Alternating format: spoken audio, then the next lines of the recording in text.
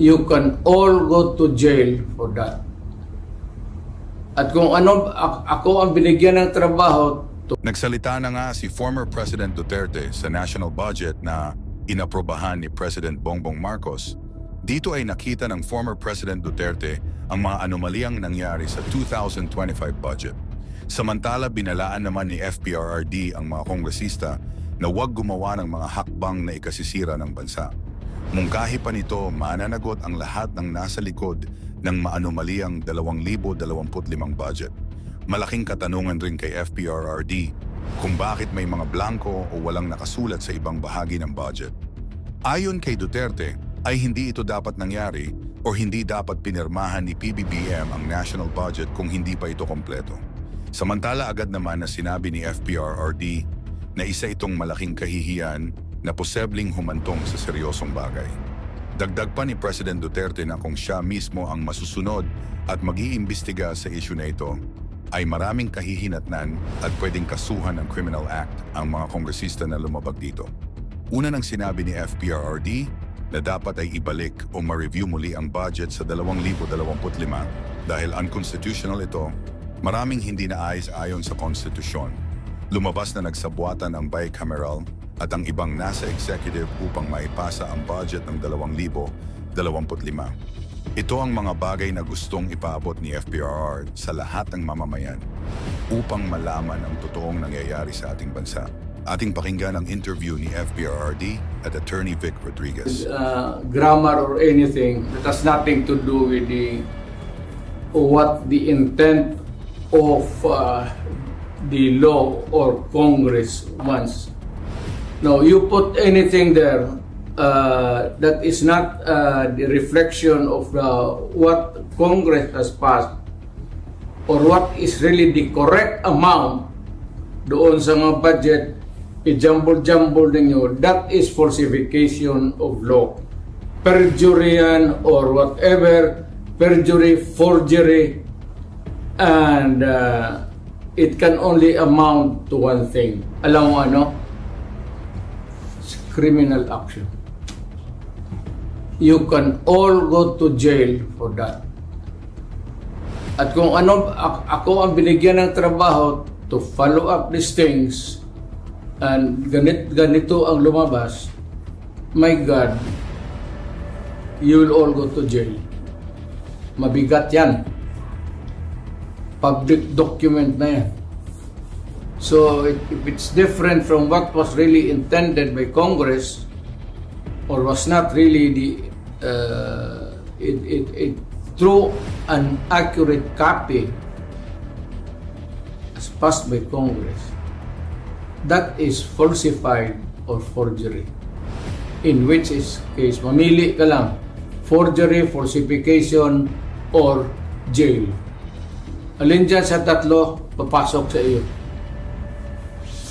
Mr. President, ka bilang datihong prosecutor, magaling abogado at dating lawyer, can they argue that what they did nung blinangko, can they put up as a defense na Gusto mong, what would be the application for the money for, public money?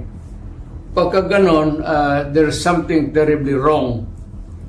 And as a matter of fact, I would say, kung may mga blanco yan lumusot, that is not a valid legislation.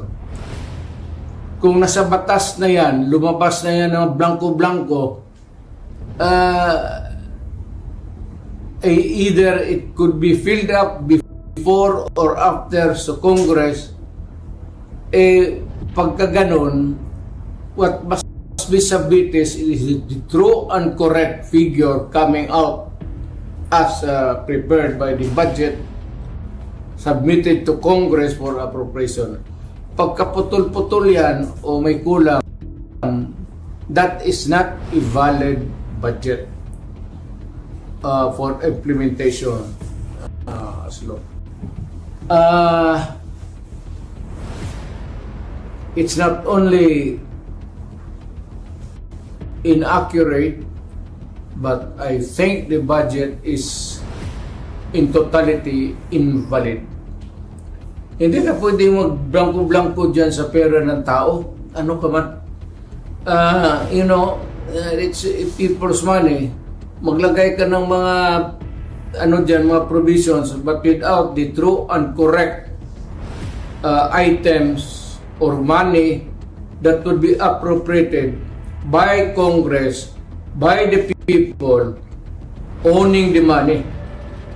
So everything must be explained clear, patent, without doubt na itong pera na ito para ito sa ganito.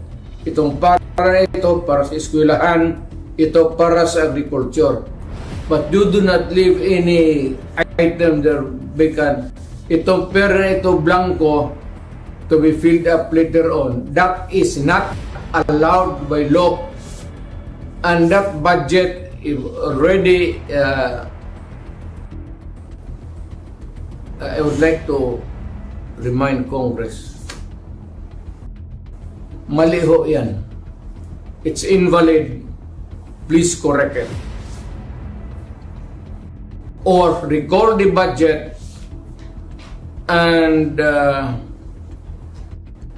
demand an explanation kung bakit dumating sa inyo yan na ganun kablangko. We are not, para ka binigyan ka ng blanco cheque dyan, o sige, bahala na kung ano ilagay ninyo.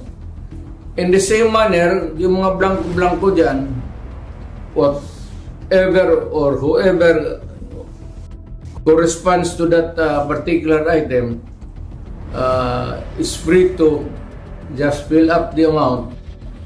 That is not by all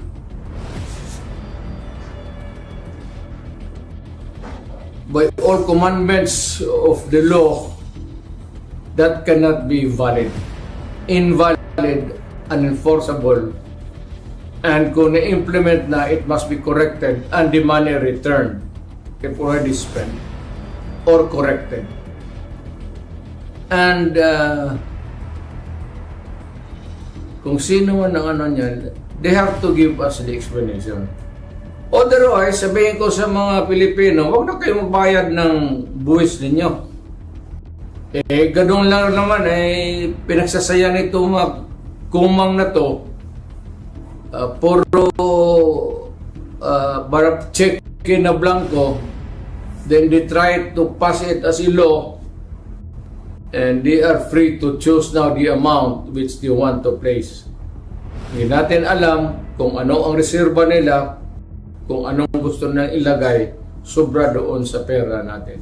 It could be that the money is in the hands of the government now, or future appropriations, or reserva ba ito. If it does not clear anything, then that is invalid and not correct. Thank you, sir. I'd like to get also your thoughts on this, Attorney.